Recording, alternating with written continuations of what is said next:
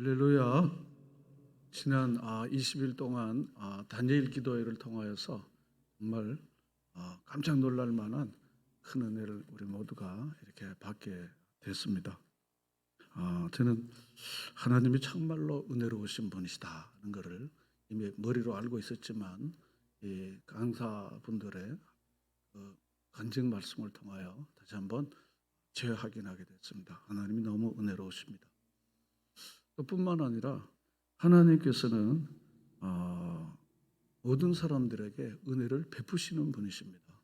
아무리 돈이 많아도 돈을 베푸는 거 아니거든요. 은혜가 많다 그래서 은혜를 누구한테 베풀고 그러지는 않습니다. 독점하는 분이 있는가 하면 베푸는 것을 즐거워하는 사람이 있는데, 하나님은 은혜가 많으시는데 우리 인간이 은혜가 필요한데 은혜를 한량없이 베푸시는 분입니다. 할렐루야. 정말 좋으신 하나님이십니다. 은혜를 이렇게 베풀어 주시니까 가져도 못 베푸는 게 우리 연약한 모습인데, 하나님은 아들까지 아끼지 아니하시고 우리를 위하여 내어주실 정도니까 그 외에 자잘한 거는 가침이 없이, 그래서 후히 주시고 누리게 하시는 하나님이십니다. 할렐루야. 정말 그러신 분이십니다. 그래서 하나님께서는 우리에게 은혜를 이렇게 많이 부어주십니다. 뿐만 아니라 은혜를 받고 나면은 인생이 달라지고 운명이 달라지는 거예요. 그래서 그게 너무 고마워서 감사합니다. 그렇게 이렇게 살게 만들죠. 그래서 저는 이 세 가지를 생각하면서 하나님은 은혜로우십니다. 하나님은 은혜를 언제나 이렇게 베풀어 주시는 분이십니다. 그러므로 우리는 참 은혜가 필요합니다. 은혜는 넉넉한 마음입니다. 자유로운 마음입니다. 용서하는 마음입니다. 사랑하는 마음입니다. 이게 소위 은혜라는 원어가 가지고 있는 포괄적인 넓은 뜻입니다. 이 사람은 누구든지 좀 은혜를 받고 은혜롭게 살기를 원해요. 왜냐하면 누구든지 은혜롭게 살질 잘 못해요. 마음은 원해로되 워낙 속이 좁아서, 워낙 그렇게 안 해봤기 때문에 이게 잘 안 되는 거예요. 그래서 우리는 하나님의 은혜가 모든 사람에게 절실히 필요한 줄로 믿습니다. 이게 하나님의 은혜를 받아요. 근데 은혜를 정말 아주 소나기처럼 주시는 그 은혜를 받고 나면요, 사람이 이러쿵저러쿵 바뀌어지게 돼요. 움켜쥐던 사람들도 펼 줄 알게 되고요, 못 고칠 병도 고쳐지게 되고요, 그리고는 자기 자신이 그 고민과 그 아픔과 상처들이 그냥 법는 녹듯이 녹아버려갖고, 그리고는 온통 은혜를 흘러보내는 사람으로 아주 신나는 인생으로 하나님이 다 바꿔주십니다. 20분 다 이게 강사분들의 한결같이 역경 중에 하나님의 은혜를 받은 거예요. 인생이 달라지고 운명이 달라지게 된 거죠. 그래서 이게 신용백 목사님, 내가 목사로서 제가 한 거예요. 그 군목으로서 자기가 드리고 있던 이 사병이 손이 끊어져 갖고 병원에 가서 자기 손을 뜯어 갖고 예를 좀 붙여라. 그건 현행 법으로 안 됩니다. 그걸 비로소 알게 된 거예요. 그리고는 자기 신장 콩팥을 내주고는요, 그분과 그 온 식구가 구원했던 이야기를 들으면서 저는 사실은 홍성자 집사님의 마음이 이렇게 아픈 거예요. 다리를 자르라고, 또 여기서 자르라고 그래서 서울병원에 간 거예요. 하나님, 제가 목사인데요, 저분도 목사고 저도 목사인데 하나 줘도 괜찮다고 그러는데 하나님, 저도 좀 그렇게 좀 하게 해주죠. 그런 마음이 이렇게 들더라고요. 말로 될 일이 아니죠. 알아보니까 복잡한 과정이 많더라고요. 여러분, 이게 인간의 무슨 영웅 심리로 되는 게 아니지 않습니까? 그렇지 않죠? 하나님의 은혜를 받고 나니까 제 아까운 줄 모르고 그렇게 하니까, 사랑하는 여러분, 하나님이 주시는 은혜 때문에 감사가 풍성한 삶으로 우리의 인생이 전환되어지는 역사가 일어나기를 축원합니다. 참된 그리스도인들의 독특하고 고유한 한 가지 공통적인 특징이 있다면 감사하는 것입니다. 감격하는 것입니다. 그런데 유감스럽게도 오늘날 감사와 감격이 실종되거나, 그리고 절기 때만, 그리고 특별한 이벤트 때만 문의 감사가 점점 많아지는 거예요. 그래서 디모데후서 3장에 보면요, 3장 2절에 보면 말세가 되면 감사치 않고 그렇습니다. 감사치. 로마서 1장에도 하나님 마음에 두기를 싫어하고, 그리고는 하나님을 영화롭게 하는 인간의 삶의 특징 중에 하나가 무정하고 부모를 거역하고 감사하지 않고. 이번에 계속해서 반복해서 우리가 찬양 불렀던 그 은혜의 찬양, 지선 전도사님 불렀던 그 찬양, 모든 게 당연한 게 아니고, 여러분, 당연하고 여기는 것들 중에 하나도 우리가 당연하게 여길 수 없는 감사의 제목들이 너무 많은 거예요. 많은 겁니다. 오늘 추수감사절로 예배를 드리는데요. 사실은 저는 무슨 핸드폰 가게가 이런 이벤트 세일하면 막 여자들이 막 이 치어 걸들이 막 하고 막 방울하고 막 선물 주고 3일 끝나는 거예요. 교회도 아주 이벤트에 강한 거야. 그래서 저는 40일 하다 안 되니까 21일 하다 안 되니까 일주일, 그것도 안 되니까 4일, 그것도 안 되니까 그냥 안 해버리는 거예요. 기도가 늘 일상으로 기도해야 되는데 아직 안 나오니까 이 시간만이라도 좀 나와달라고 이렇게 이벤트 하는, 소위 말하는 이벤트 하는 것이 된 거야. 점점. 추수감사도 마찬가지예요. 성탄절도 부활도 그냥 이벤트가 되는 거야. 이렇게 해갖고 이제 오늘 추수감사 헌금하고 뭐 이렇게 해갖고 마치는 거예요. 그런데 사도 바울은 범사에 뭐라 그랬습니까? 감사. 모든 일에 감사가 넘치게 하라. 골로새서는요.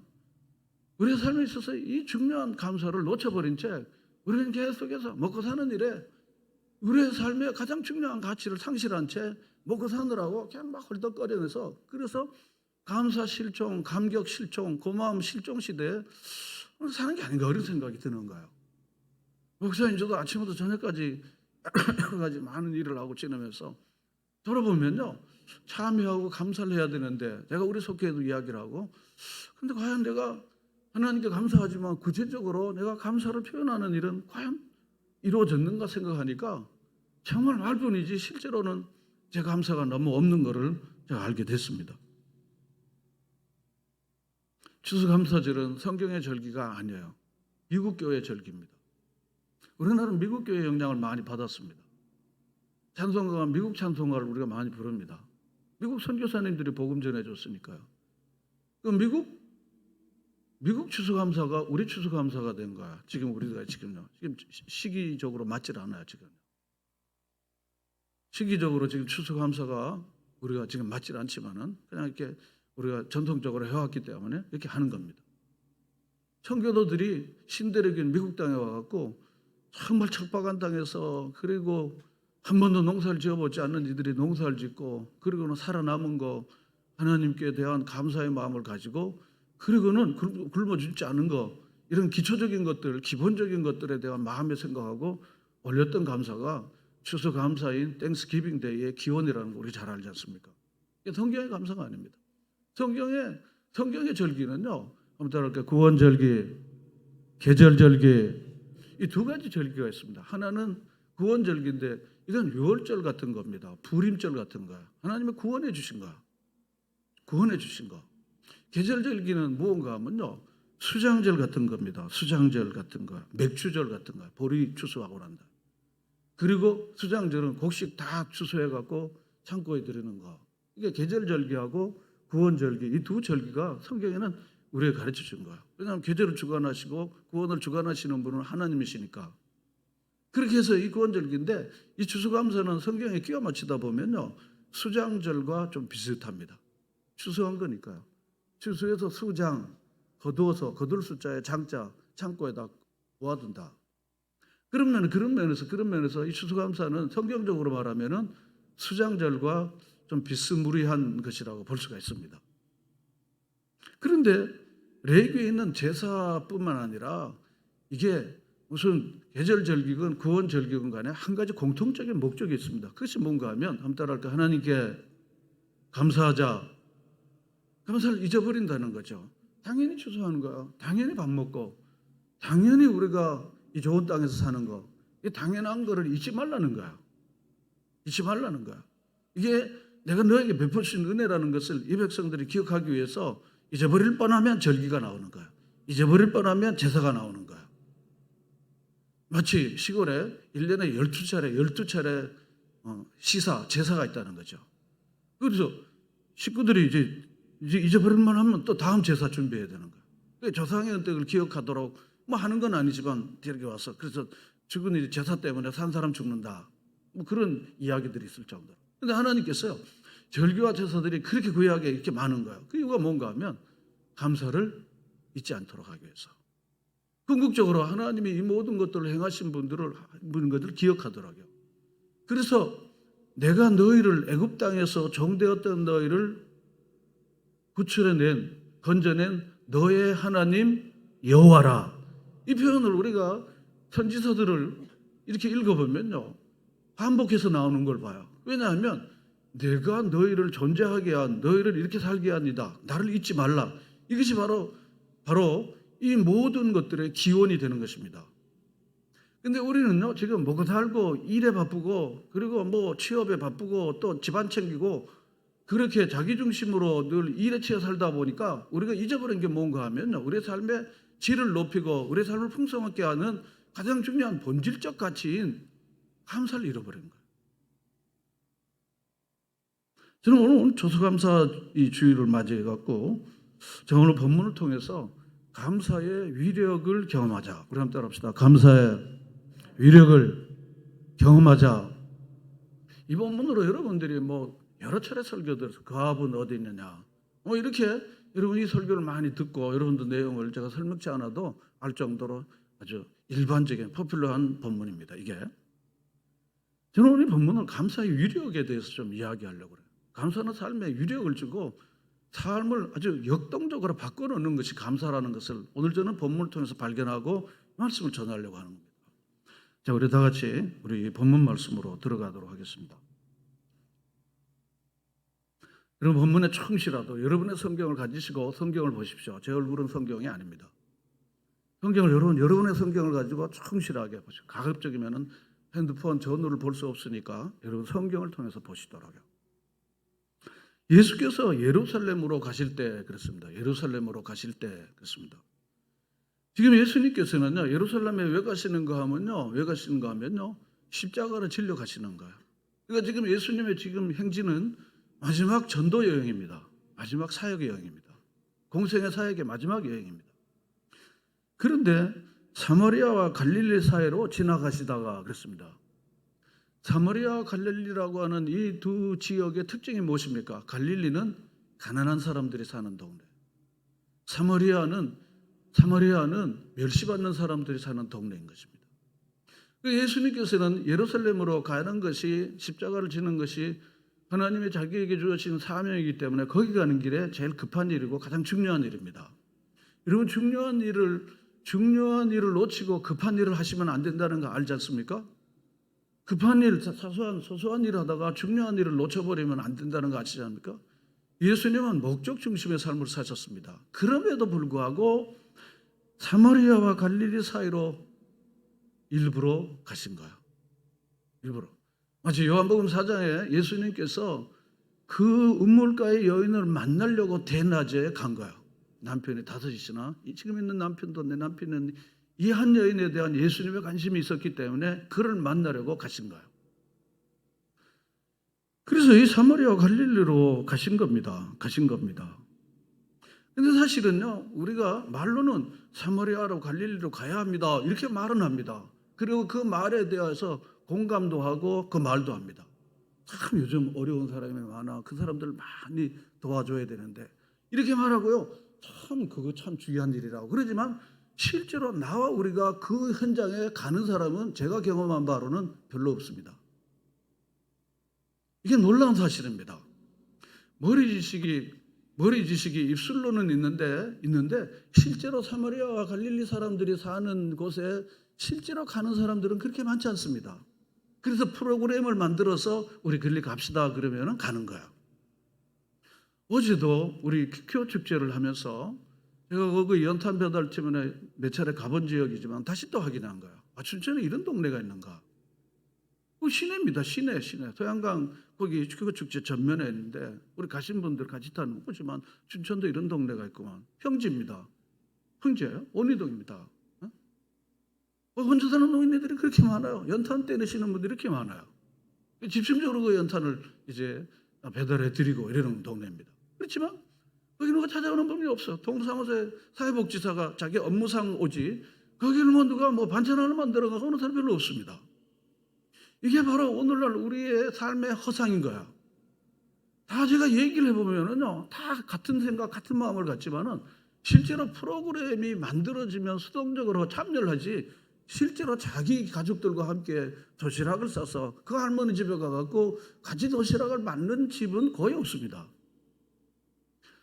사마리아와 그리고 갈릴리 사람은 누군가의 말이 필요하고 동무가 필요하고 같이 있을 사람이 필요한 거예요. 사랑하는 여러분, 여러분들이 입술 신앙이 몸으로 움직이는 신앙이 되기 위해서 치열한 기도와 실천이 여러분에게 있기를 축원합니다. 이게 오늘날 우리 신앙의 바로 불신앙이요, 신앙의 허상인 것입니다. 예수님께서는 바로 그들로 가신 거예요. 그들로 가셔갖고 한 마을에 들어가셨는데 아니나 다를까 거기 누가 10명 있었습니까? 자, 본문 12절에 누가 10명 있었습니까? 나병 환자가 10명 있었습니다. 여러분, 제가 질문하면 여러분들이 성경을 통해서 대답하면 여러분들이 말씀을 받은 은혜가, 말씀에 대한 기억이 열흘은 더 갑니다. 여러분들이 지금 반응하는 거는 굉장히 좋습니다. 여러분 가르칠 때도 반응을 항상 물어보고 대화식으로 늘 하도록 그렇게 일방적으로 전달하면 듣고 예배당 마치면 다 잊어버리고 뭐 했더라 뭐더라 이렇게 되죠. 자, 그럼 예수님께서 한 마을로 들어가시는데 어떤 사람이 10명이 있었습니까? 어떤 사람이 10명이 있었습니까? 나병 환자입니다. 자, 지금 한센병 하는데 예전에는 옛날 번역은 문둥병, 문둥이 이렇게 표현했습니다. 이 사람들이 거기 10명이나 살고 있었던 거예요. 당연하죠. 사마리아와 갈릴리 이 동네에서 살지 예루살렘에 살 수가 없어요. 좋은 아파트에 살 수가 없어요. 그 사람들은요. 그리고 환경이 좋은데 이 사람 살 수가 없습니다. 전 세계 난민들은요, 고통당하는 사람들은 다 외진도에서 정상적으로 물을 공급받지 못하고 그리고 정상적인 생활을 할 수가 없는 것입니다. 예수님은 목적을 가지고 그들에게 가신 거예요. 그리고 예수님을 정말 따르기를 원하시면요, 예수님이 어디를 가셨고 무슨 일을 하셨는가를 주목해서 보시고 여러분들이 그 길을 향하여 그 마음을 가지고 가시는 여러분과 저와 우리 교회가 될 수 있기를 축원합니다. 서울이면 가지만요, 환경이 좋고 말상대가 되고 내 한 끼 살면 살 수 있는 사람은요 널려 있습니다. 그렇지만 받아도 고맙다고 하지 못하고 그리고 냄새는 푹푹 나고 이 사람을 향하여 예수님이 가셨다는 사실을 우리가 기억해야 합니다. 예수님은 냄새를 못 맡으실까요? 그들은 절망이 일상화됐습니다.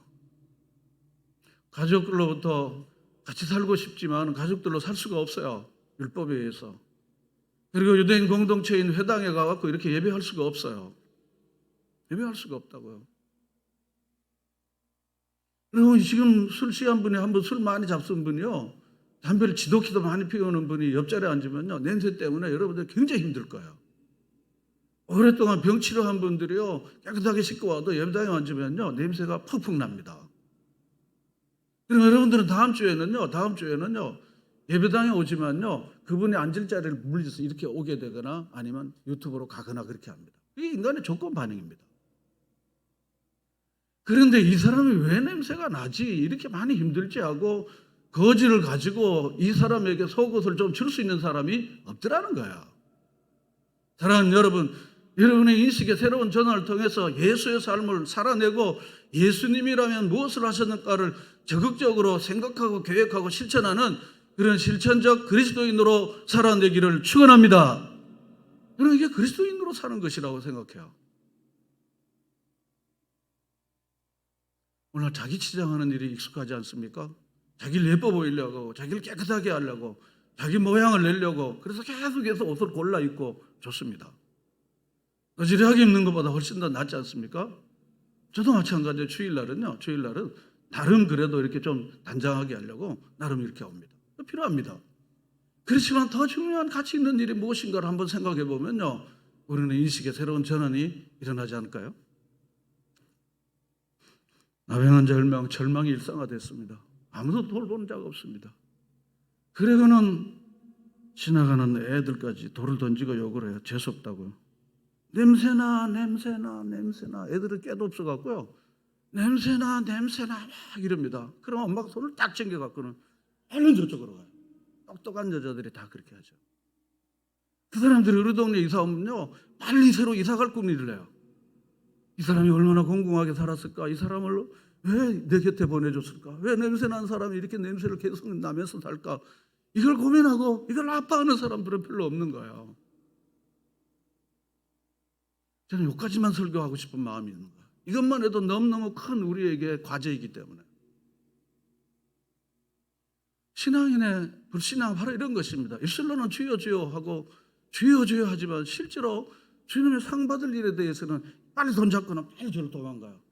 우리 애가 냄새 나는 데 있으면 안 되니까. 혹시 감염되면 안 되니까. 코로나 때가 더 그렇게 됐습니다. 그러니까 절망을 안고 있는 사람들은 절망이 다 심해지는 거예요. 좌절이 다 심해지게 되고 그리고는 살 희망을 다 잃어버리게 되는 거예요. 이번에 김희아 집사님 이야기 우리 석회에서도 얘기를 합니다. 그 얼굴이라고 들고 다니냐고. 밥맛이야. 내가 안 잊어버렸어요. 희아야 밥 꼭꼭 챙겨 먹어라. 그리고 같이 밥을 챙겨서 자기랑 같이 먹어준 사람들은 없더라는 거야. 병원 꼬박꼬박 가라. 그리고 자기가 손잡고 한번 병원에 가준 사람은 없더라는 거야. 그는 그리스도인입니다. 이게 바로 오늘 우리에게 시사하는 바는 얼마나 큰 것입니까? 오늘따라 같이 있어만 줘도 기분이 좋아요. 같이 있어만 줘도 기분 좋아하고. 왜냐하면 사람들이 내게 없으니까 냄새 난다고. 그러고는 바보 영실아. 그리고 돌 던지고 말하지. 오늘 예수님을 우리가 계속해서 뚫어지게 보고 싶은 거예요. 그러니까 이 사람들이 예수님이 자기들이 사는 곳에 왔다는 소식을 들은 거예요. 그리고는 예수를 만나 멀리 서서 그랬습니다. 멀리 설 수밖에 없어요. 가까이 갈 수가 없거든요. 이미 다른 사람들이 다 차지했고 이같이 냄새나는 사람이 예수님 가까이 갈 수가 없죠. 그럼 그들에게 좋은 자리를 양보할 수 있을까요? 좋은 자리를 양보할 수 있을까요? 선교를 위해서 애쓰신 마음을 두는 분들이 꽤나 많이 계세요. 저는 은퇴 후에 퇴직 후에 선교를 하시겠다고. 굉장히 기쁜 일입니다. 그럼 지금부터 선교를 하셔야 되는 거예요. 그날 갑자기 선교가 되는 건 아니지 않습니까? 갑자기 선교제 비행기 타고 가면 선교가 되는 게 아니죠. 여기서 지금 그들에게 냄새가 나지만은 그 냄새를 이겨내고 냄새를 향기로 여기고 그러고는 그들과 함께 같이 지낼 때 선교지는 막 그 냄새가 천지를 진동하는 것이 선교제예요. 선교제 가서 호텔에서 있을 거 아니잖아요.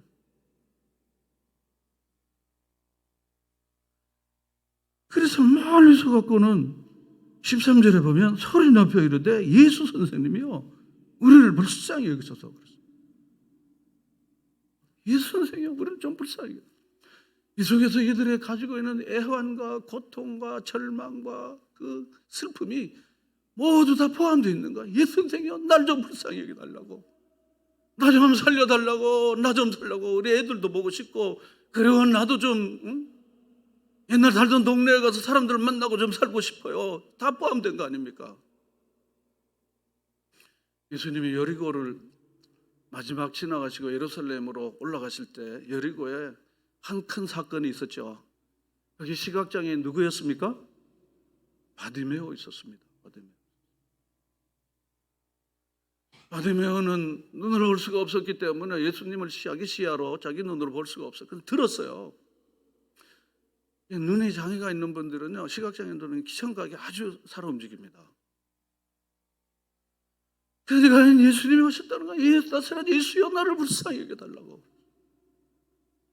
그럼 모르는 사람들은 공감 능력이 떨어지는 사람들은요, 야 이 바보명신아 왜 이렇게 큰 소리 쳐? 저리 가! 이게 그들이 하는 일이에요. 그들이 하는 일입니다.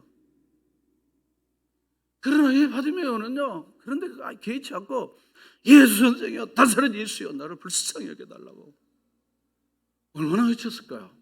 얼마나 외쳤을까요? 예수님 가던 길을 멈췄습니다. 가던 길을 멈췄습니다.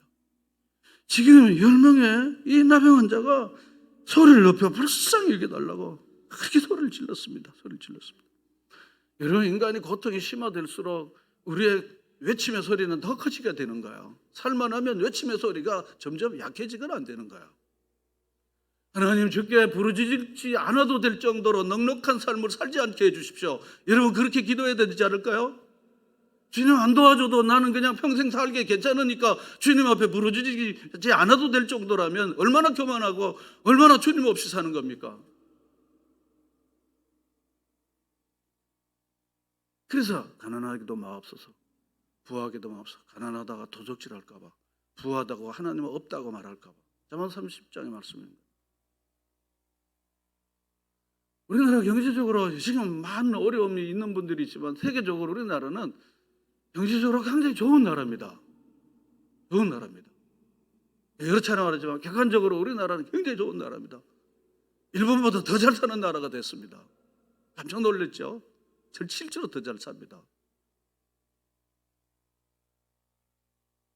그러다 보니까 우리는 주야 하고 외치는 외침은 점점 사라지게 됐습니다. 외치지 않아도 뭐 꼬박꼬박 들어오는 돈이 있는데 뭘 외쳐요? 자기가 조금만 가서 좀 수고하면 돈 들어오는데 뭘 외칩니까? 그래 조금만 아프면 가서 병원 가면은 치료받는데 뭘 외치는 거야? 외칠 필요가 별로 없어요. 그리고 무슨 돈 들 일 있으면 모아둔 돈으로 처리하면 되니까 뭐 그렇게 외칠 일이 없어요. 다니엘 기도에 간증하는 분들이 한결같이 고통과 5종 세트로 고통을 당하는 분들이에요. 그래서 그들이 수련회에 가서 말씀이 들리고 울며 회개하고 그리고는 하나님의 은혜를 그냥 댐빵 받은 거야. 댐빵 받은 거야. 댐빵 받은 거죠. 이 사람들이 그렇게 외친 거야. 외친 겁니다. 예수님께서 그 외침의 소리를 외면하지 않으십니다. 그리고는 14절에 보시고 이러시되 그렇습니다. 그들을 보셨어요. 어떤 사람은 눈이 없고 어떤 사람은 코가 없고요. 어떤 사람은 손가락이 없고요. 이 나병은 오래 앉으면 몸이 제대로 된 사람 모양이 아니에요. 사람 모양이 아닙니다. 치료제가 마땅히 없었던 시대가 아니겠습니까? 제가 어릴 때에도 이 나병 운동하는 분들이 동네에 있었는데요. 여기 홍천에도 수용시설이 있었고 횡성에도 수용시설이 있었습니다. 가봤죠? 정상적인 몸이 구조가 없습니다. 코가 없는 분도 있어요. 귀가 없는 분도 있고 손도 없고요. 삶이 아주 처절합니다. 예수님이 보셨습니다. 예수님이 보실 수밖에 없는 거는 예수님께서 마태복음 9장 35절 이하에 보면요. 그들을 불쌍히 여기셨는데 이는 목자 없는 양들 같아 그랬습니다. 목자가 없이 부모도 없이 돌보는 자도 없이 혼자 병들어서 저렇게 사니까 예수님 원래 불쌍히 여기시는 분이 그러니까 이들을 불쌍히 여겨달라고 그러니까 불쌍과 불쌍히 만나니까 어떻게 되니까 사랑하는 여러분, 여러분의 마음속에 무정해지지 않도록요. 여러분의 마음이 무정해지지 않도록 정말 불쌍히 여기는 긍휼히 여기는 마음이 그 산상수훈의 팔복과 같은 그 불쌍히 긍휼히 여기는 마음이 여러분의 가슴에 늘 타오르는 예수의 사람으로 살게 되기를 축원합니다. 이게 오늘 우리의 삶의 가치입니다. 그리고는 가서 제사장에게 너희 몸을 보이라 그랬습니다. 아니 너에게 이르노니 나았다 이렇게 말하면 얼마나 좋겠어요. 그렇죠?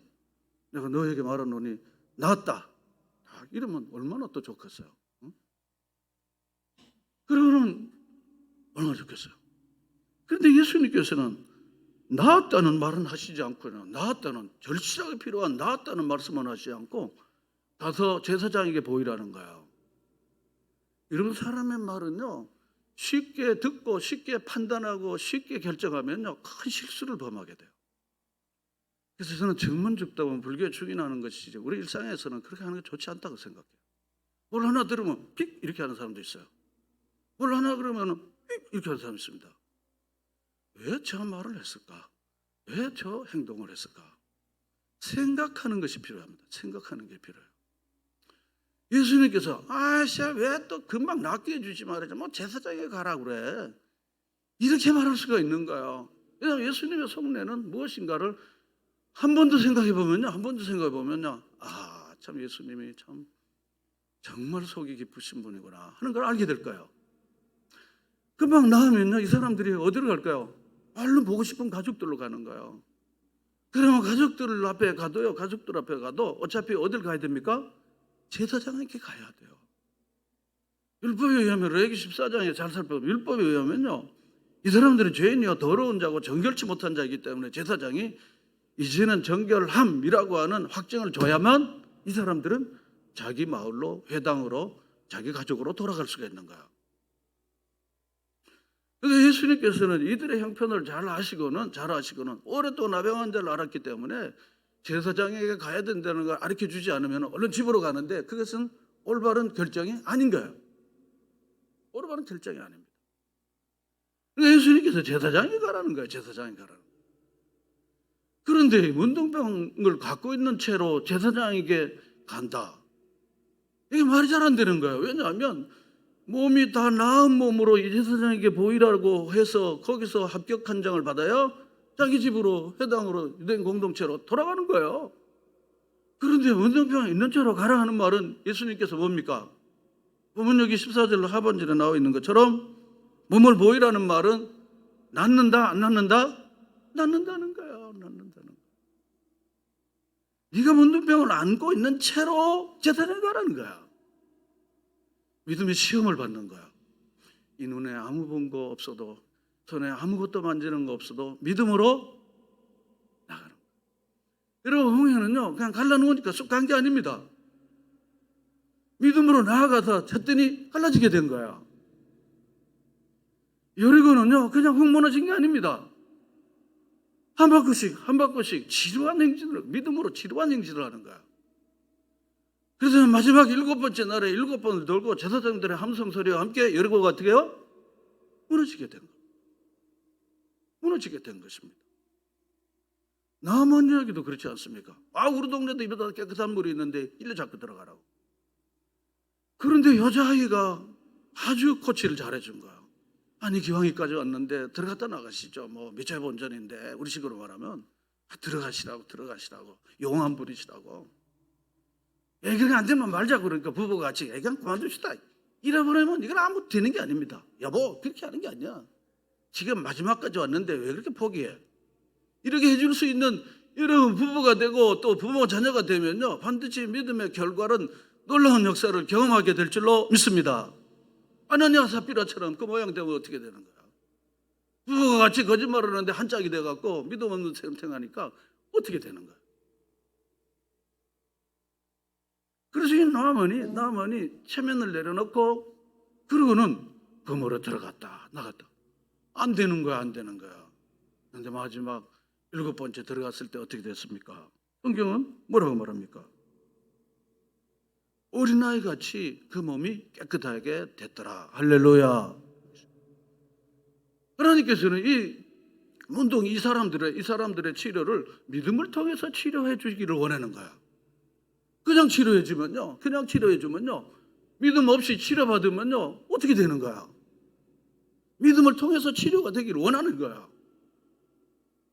그래서 이 사람들이 다 간 거야. 그런데 가다가 무슨 일이 생겼습니까? 14절에 가다가 무슨 일이 생겼습니까? 깨끗함을 받게 된 거예요. 가다가 깨끗함을 받게 된 거예요. 네? 그렇지 않습니까? 가다가 믿음으로 순종하고 나아갈 때 하나님께서는요 그 믿음대로 되게 할 줄로 믿습니다. 기도하고 기대하고 기다리는 거예요. 계속해서 환난 중에 참고 소망 중에 기다리는 거야. 소망 중에 기다리는 겁니다. 보이는 걸 바라는 배는 어떻게 보이는 걸 바라는 게 그게 무슨 소망이냐고 했습니다. 그러므로 우리가 계속해서 이 믿음을 가지고 나아갈 때 하나님은 믿음의 결과를 이미 가지시고 믿음으로 순종하는 자들에게 하나님께서 이와 같은 일을 행하신다는 것을 우리에게 명쾌하게 보여주는 것입니다. 여러분, 믿다가 낙심하고 기도하다 낙심하고 안 하시는 분들에게 대하여 여러분들이 그 포로로 잡혀왔던 그 나아만의 소녀처럼요 자꾸 이렇게 조언해 주십시오. 아무개 집사님, 아무개 권사님, 그래도 좀 계속 기도해야 돼. 이렇게 포기하지 마라. 바로 코앞에 왔는데 왜 그래? 여러분 이렇게 얘기해 주도록. 헌금도 많이 바쳤는데 뭐 되는 게 하나도 없더라고. 아니야, 코앞에 왔어. 하나님 우리에게 더 좋은 것 주시는 분이신 것을 믿고 믿음으로 여러분들이 순종하며 나아가시기를 축원합니다. 깨끗함을 받았습니다. 이제 본론으로 제가 감사 이야기를 하는 거예요. 그런데 그 중에 한 사람이 자기가 나은 걸 봤어요. 아니 피부가 깨끗해졌네. 아니 자기 몸을 보고는 지금 깜짝 놀라게 된 거예요. 다 10사람이 다 나았죠. 다 10사람이 나았죠. 자기 나은 걸 보고 큰 소리로 하나님께 영광을 돌렸습니다. 하나님 감사합니다. 막 그런 거죠. 어떻게 했는지 잘 몰라요. 내가 할 수 있는 대로 막 하나님 감사합니다. 막 너무 감격에 복받쳐갖고요. 하나님 감사합니다. 하나님께 영광을 돌리며 그걸로 끝난 게 아니에요. 하나님 감사합니다 하고 그냥 끝, 이게 아니라는 거죠. 그 다음에 주목되는 단어 15장 마지막에 영광을 돌리며 뭐 했다고 했습니까? 돌아와. 지금 어디로 돌아가는 겁니까? 예수님께 돌아가는 거예요. 예수님께서 제사장에게 가서 보이라고 그랬는데 지금 제사장에게 보이러 갔다가 다 나은 거예요. 그러니까 거기서 하나님께 그게 영광을 돌리고 그리고는 돌아온 거예요. 왜 돌아왔을까요? 자기를 이렇게 고쳐주신 바로 예수님께 가게 된 거예요. 바로 예수님께 돌아가게 된 겁니다. 예수의 발 아래 엎드려 있습니다. 최고의 존경입니다. 발 아래 엎드려 최고의 흠모입니다. 서양 인사들 가운데요, 자기가 존경하고 흠모하는 분이 계시잖아요. 그러면 그 사람 발에다가 입을 맞추면 돼요. 입을 맞춥니다. 그러니까 너무 감사해 갖고요. 그리고는 예수의 발 아래 엎드려서 감사하니 그렇습니다. 하나님께 영광, 예수님께 감사인 것입니다. 따라합시다. 하나님께 영광, 예수님께 감사. 여러분에게 이 감사 2종 세트가 여러분의 삶 속에서 떨쳐지지 않는 여러분의 노래가 찬양과 그리고 감격이 되시기를 축원합니다. 하나님께 영광, 예수님께 감사. 엎드리고 그런데 엎드리고 겸손한 마음, 경건한 마음. 어릴 때 헌금위원 했는데요, 왼손으로 갔다가 혼났어요. 헌금 바구니 왼손 들고 다닌다. 오른손 혼자도 안 돼요. 두 손으로 딱 들고 그렇게 딱딱 이렇게 하도록. 그 좋은 거라고 생각해요. 헌금바구니 힘들어요.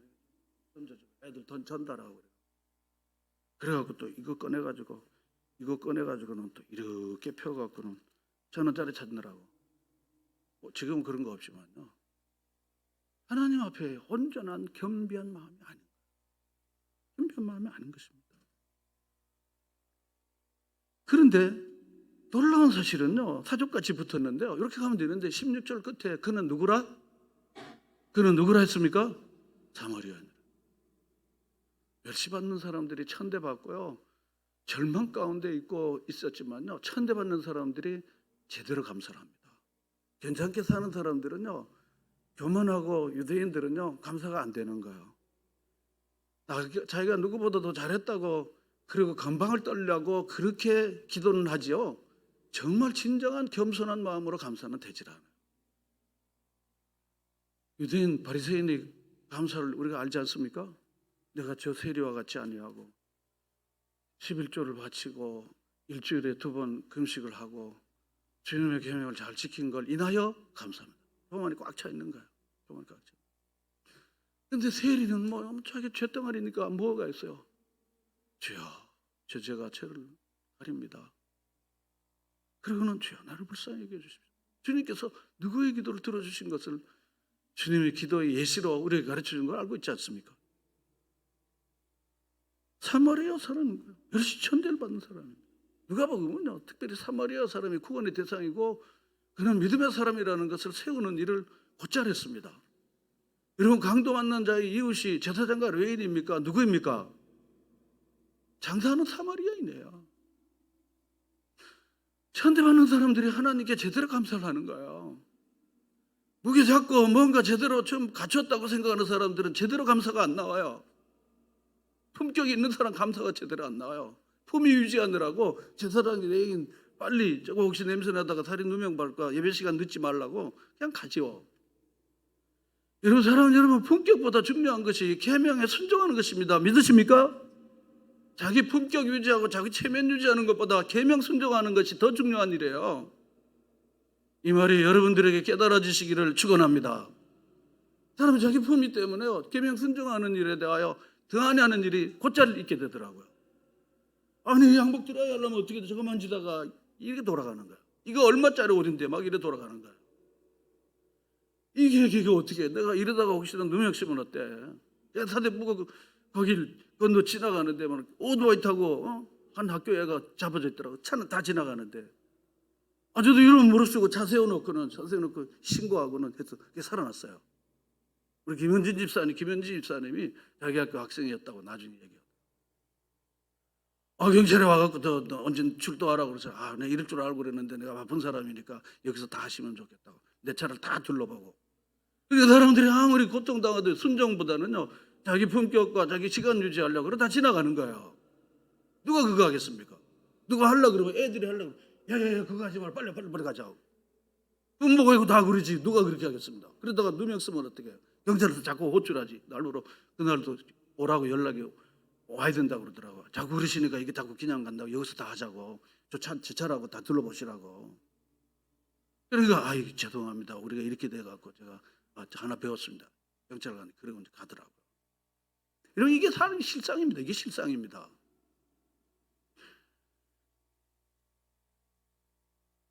사마리아 사람이셨습니다. 사마리아 사람. 예수님께서 아주 뼈 깊은 말씀을 17, 18, 19에서 했습니다. 이게 본론의 본론입니다. 결론입니다. 우리 17, 18, 19 다 같이 읽겠습니다. 예수께서 대답하여 이르시되 두 사람이다. 왜 하나님께 영광을 돌리러 돌아온 자가 없느냐 하시고 그에게 이르시되 일어나 가라 내 믿음이 너를 구원하였느니라 하시더라. 예수님께서 사마리아 사람 한 사람이 와서 감사하고 예전 성경에는 사례했다 그랬습니다. 목사들이 받는 생활비를 사례비라 이렇게 이름을 붙이더라고요. 사례비. 감사해서 예를 갖춰서 드립니다. 이러는 거죠. 사례비라 이렇게 이제 표현해요. 이전 성경에는 이 감사하더라를요 사례했다 이렇게 표현했습니다. 이걸 다른 말로 하면요 맨입으로 아니는 거예요. 맨입으로 아니라는 거예요. 맨입이 아니라는 거죠. 뭘 했는지는 몰라요. 그러니까 예수님께서 마음의 안타까움을 가지고 10사람이 다 깨끗함을 받지 않았느냐? 그 아버는 어디 있느냐? 혼자 왜 이렇게 와야 되냐? 오히려 선택받은 선민인 유대 사람들이 9이나 되는데 이 사람들 다 어디 갔냐는 거야. 그리고 더 많은 혜택을 받고 더 많은 은혜를 받았던 이 유대 사람들은 9은 다 어디 갔냐는 거지. 사마리아에 너 천대받는 너 혼자만 이렇게 왔냐는 거야. 여러분, 혜택을 많이 받아서 감사하는 게 아닙니다. 돈을 부모로부터 많이 물려받아서 감사하다는 게 아닙니다. 우리 김명애 교수님 보십시오. 부모가 자기를 차별한 거야. 다른 애들은 레슨비를 줬는데 자기는 레슨을 안 한 거야. 믿음을 유산으로 받으니까 우리 부모님 너무 자랑스럽고 존경한다는 거야. 할렐루야. 그런 겁니다. 여러분, 돈으로 무슨 뭐 잘해주는 걸로 여러분의 존재를 높일 수 있지만 이들에게 믿음을 물려주는 건 아닙니다. 감사할 수가 없었어요. 왜냐하면 당연하고, 그리고 자기는 유대인인데 이방인 외에 하나님께 영광을 돌리러 돌아온 자가 없느냐 하시고 그랬습니다. 이방인이었습니다. 지옥의 불쑤시기로 만들어 놓았다고 말하는 이방인이었습니다.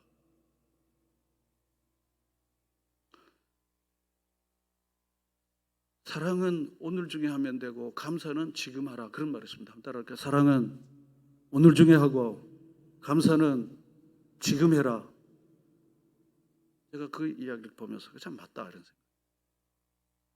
지금 감사를 미루면요 감사는 실종되어지고 무정하고 당연히 여기게 됩니다. 근데 이 사람들은 혜택은 받았는데 혜택 준분에 대한 아무런 표현이 없어요. 이게 배은망덕인 거야. 혜택은 받았는데 혜택 준분에 대한 아무런 제스처가 없어요. 사람의 무정한 부부관계, 부모관계, 또 모든 관계, 무정한 관계가 뭔가 하면요 받은 걸 받았다고 말하는 것이 감사인데요. 한번 따라할까요? 받은 걸 받았다고 말하는 것이 감사입니다. 안 받은 걸 가지고 어떻게 받았다 그러겠습니까?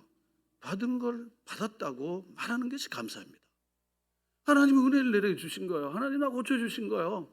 하나님 살려주신 거예요. 이렇게 축복해 주신 거예요. 구원해 주신 거예요. 그럼 하나님께 대하여 그렇게 받았다고 감사하는 것입니다. 일식다는 게 아니에요. 하나님께 영광을 돌리고 예수님께 감사한 것이에요. 감사의 위력을 체험하자 했습니다. 그 위력이 이제 본문 마지막 절에 나오는데요. 그에게 이르되 일어나 가라. 뭐가 너를 구원했다고요? 내 믿음이 구원. 이 9명의 문둥 환자들은요, 생명 연장받았지 구원받지 못한 거예요. 고침은 받았지만은 20년 더 살지 30년 더 살지 몇 살 살지는 몰라요. 그렇지만 그냥 죽고 그만이에요. 그냥 생명을 연장받는 것이지, 건강한 몸으로 연장받은 것이지 그는 영원한 생명을 누리지 못하는 겁니다. 시각장애인이 받으며도요, 그가 내 믿음으로 내가 구원을 받았다 말씀하시고 눈도 났고 구원도 받게 된 겁니다. 2종 세트를 다 받은 거예요. 여러분, 하나님이 땅에 주시는 좋은 것도 받으시고 하나님이 주시는 영원한 구원도 믿음으로 감사로 여러분도 다 받아내시는 여러분 되시기를 축원합니다. 그 이 9명의 사람들은요, 생명을 연장받고 병은 고쳐봤지만 그렇지만 이들은 구원받지 못한 거예요. 하나님이 우리를 위하여 하신 가장 중요한 일은 생명 연장이 아닙니다. 잘 먹고 잘 사는 게 아니라는 거 알지 않습니까? 잘 살아봤자죠. 집 두 채 있고 땅 많아도 다 골치 더 아파요. 그 집세 계속 받는 거 골치 아파요, 그게. 응? 그 크레임 계속 들어줘야지. 그거 골치 아픈 일이에요. 공짜로 받는 게 아니더라고, 내가 보니까요. 여러분, 이 땅에서 영원한 생명을 얻는 것이 하나님이 우리에게 준 최상의 선물인 줄로 믿습니다. 아들을 낳으니 이름을 예수라라. 이는 자기 백성을 저희 죄에서 구원하시려고. 하나님의 아들을 통하여 우리에게 영원한 생명을 주시려고 하나님께서 그 아들을 우리에게 주신 거예요. 그러고 보면은 감사로 말미암아 이 사마리아 이 나병 환자는 몸도 치료를 받고 그리고 영혼도 구원을 받는 2종 세트 다 받게 된 것입니다.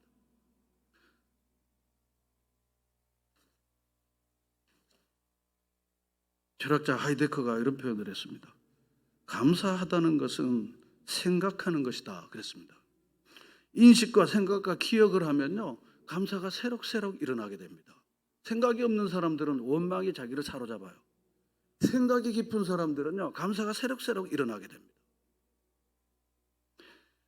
그리고 이 감사가 외부로부터 온 것인 것을 자각하게 되는 거예요. 내 노력이 아니고 외부로부터, 하나님께로부터, 이웃으로부터, 부모로부터, 교회로부터 이렇게 온 것이라는 것을 그제서야 자각을 하게 되는 거예요.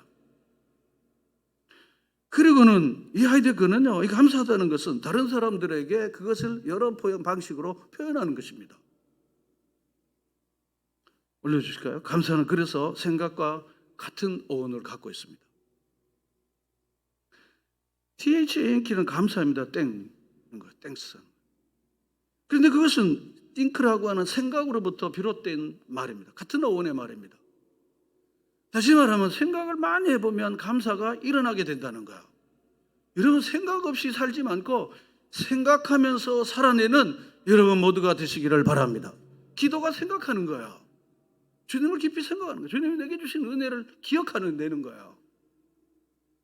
그렇게 자꾸 기억하면요, 그 다음에는 뭐가 생기는가 하면요, 땡스 기빙이 되는데, 추수감사절을 땡스 기빙 데이라고 그럽니다. 땡스 기빙 데이. 생각이 감사를 낳고 감사가 기빙을 낳는 거예요. 가만히 있을 수가 없는 거예요. 여러분, 감사도요, 표현되지 않는 감사는요, 진정 감사가 아니에요. 사랑도 표현돼야 사랑인 것이죠. 사람은 속내를 들어갈 수가 없어요. 속 알려면요, 10년도 지나야 되고 때로는 5년도 되고 20년도 지나야 돼요. 사랑한다고 말해주는 거예요. 고맙다고 표현하는 겁니다. 그래서 감사는 하나님 앞에 우리의 존재를 높여주는 것입니다. 사도 바울은 그의 바울서신 중에 가장 긴박했던 갈라디아서를 제외하고는요, 모두 다 감사로 시작해요. 발신자, 수신자 얘기 끝나고는 그냥 총알같이 나오는 것만 감사입니다. 여러분 고린도 교회에 뭐 그렇게 감사할 거리가 많겠습니까? 골로새 교회에 뭔 감사가 그렇게 많겠습니까? 유대주의자들, 헬라주의자들이 난리를 쳐갖고 교회가 고린도 교회를 방불하는 교회에 뭔 감사가 많겠습니까? 그렇지만 그의 한결같은 시작은 뭔가 하면 감사하노니 감사한다. 그렇습니다. 여러분의 감사가 여러분의 삶을 도배하시는 삶이 되시기를 축원합니다. 그래서 감사는 하나님이 주신 은혜를 받은 거를 감사하다고 이렇게 고맙다고 말하는 겁니다. 감사합니다. 고맙습니다. 이게 쉬운데요. 여러분의 일상에서는 되게 어렵습니다. 여러분 아내와 남편에게 고맙습니다. 감사합니다. 참 잘했네요. 정말 어렵습니다. 여러분 주변의 사람들에게 고맙습니다. 감사합니다. 일주일에 몇 번이나 하십니까? 이번 한 주간 연습하신 분들 많이 연습하셨죠? 여러분 연습이 제자를 만드는 거예요. 그럼 표현하십시오. 감사합니다. 고맙습니다. 응? 잘했습니다. 얼마나 힘들어요. 응? 제가 잘해드릴게요.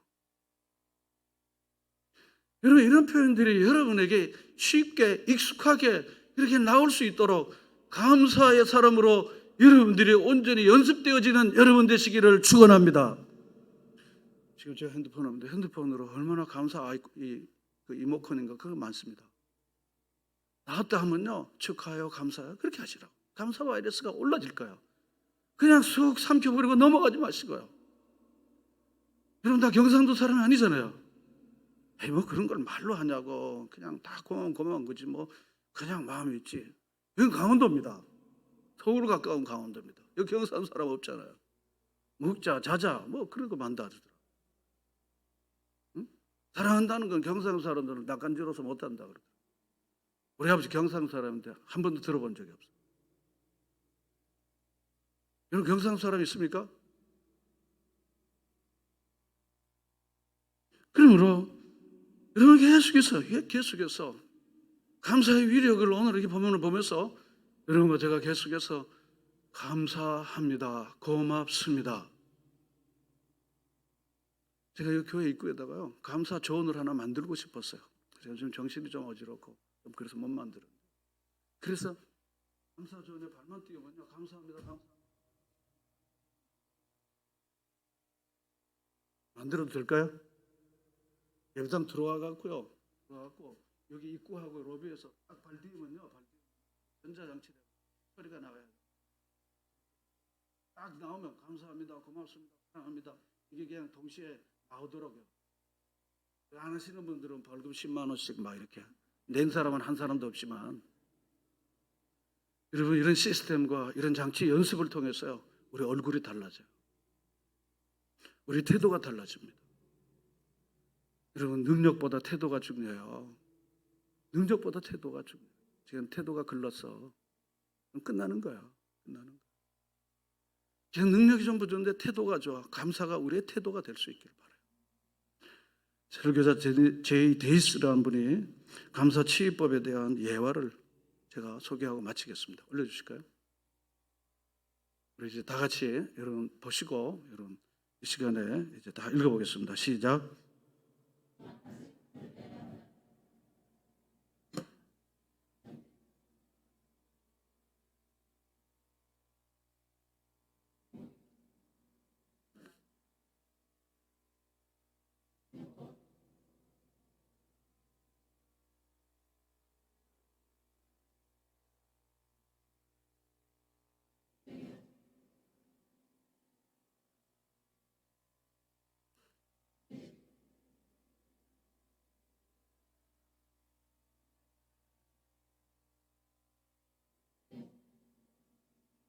잠깐 여러분 다 같이 소리내서 하십시오. 여러분의 삶의 인식의 전환에 매우 중요한 예화입니다. 다 같이 하겠습니다. 시작.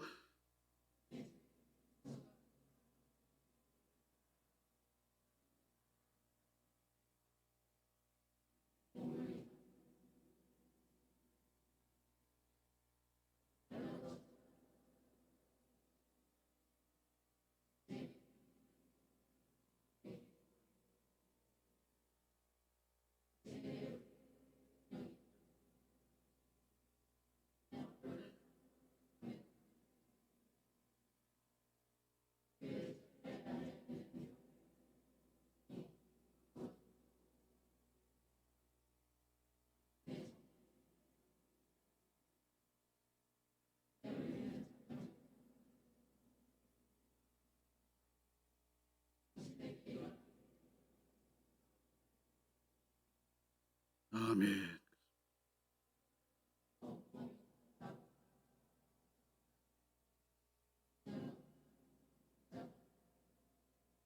아멘.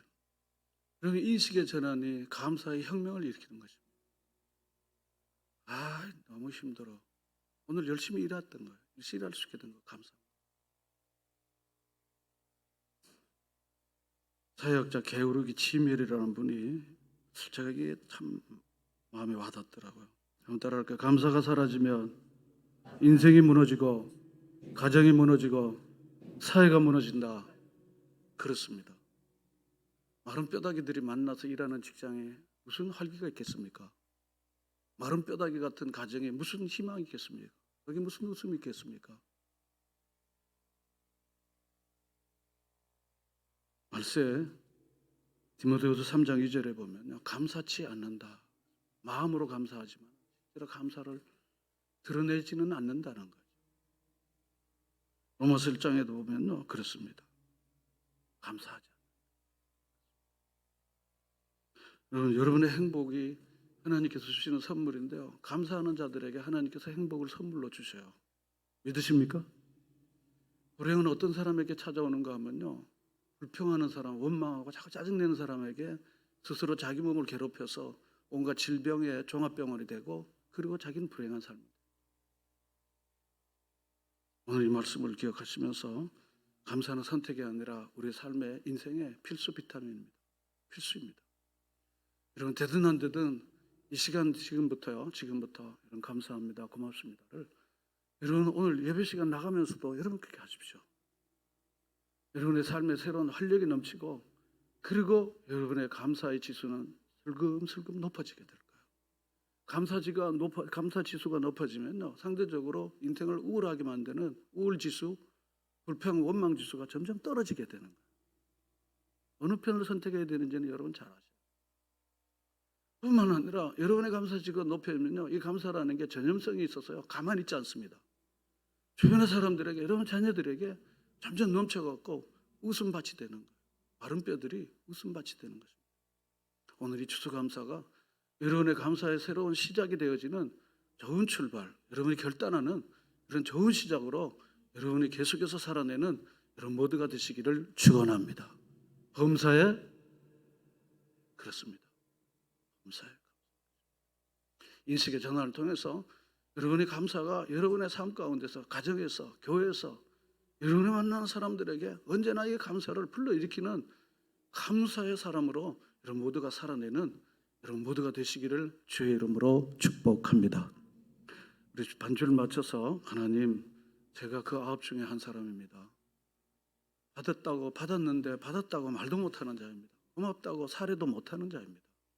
하나님, 받았으면 받았다고 말하는 자가 되게 해주십시오. 주님, 이제부터 사마리아 사람으로 믿음의 위력을 드러내는 이런 사람으로 살게 해주시고, 육체와 영혼이 부유를 얻을 수 있도록 이 감사를 계속해서 드러내는, 감사를 써먹는 이 감사의 사람으로 하나님, 이 추수감사주일 한 번의 이벤트가 아닌 내내 그렇게 살아내는, 안 해봤는데요 하나님 하게 해달라고, 안 해봤는데요 하게 해달라고, 하나님 그렇게 해달라고 우리 시간에 다 같이 합심해서 우리 한번 기도하겠습니다. 할렐루야. 좋으신 하나님.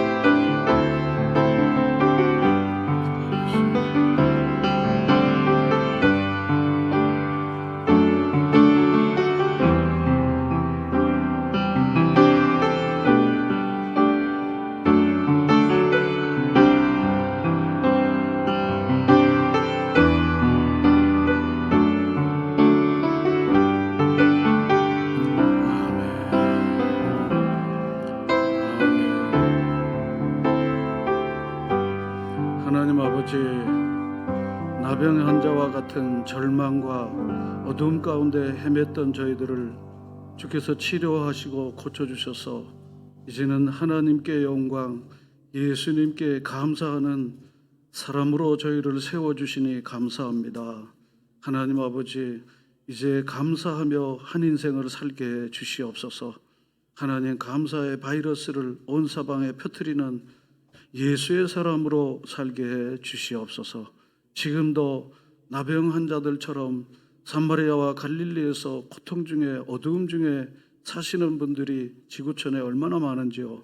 주님, 우리가 그들을 불쌍히 여기는 마음뿐만 아니라 손발로 저들에게 다가가서 저들과 함께 있어주는 하나님의 사람으로 살게 해 주시옵소서. 이제 우리 가정에 하나님, 나 때문에, 우리 속해 나 때문에 감사가 더욱더 많이 일어나게 해주시고, 감사하면 감사거리가 더 많이 생기고, 불평하면 불평거리가 더 많이 생기는 것을 우리는 이미 경험했습니다. 하나님께 영광이요 예수님께 감사가 우리에게 일상화되어지도록 주님, 우리의 입술과 마음을 주님 언제나 새롭게 세워 주시옵소서. 예수님의 이름으로 기도합니다. 아멘.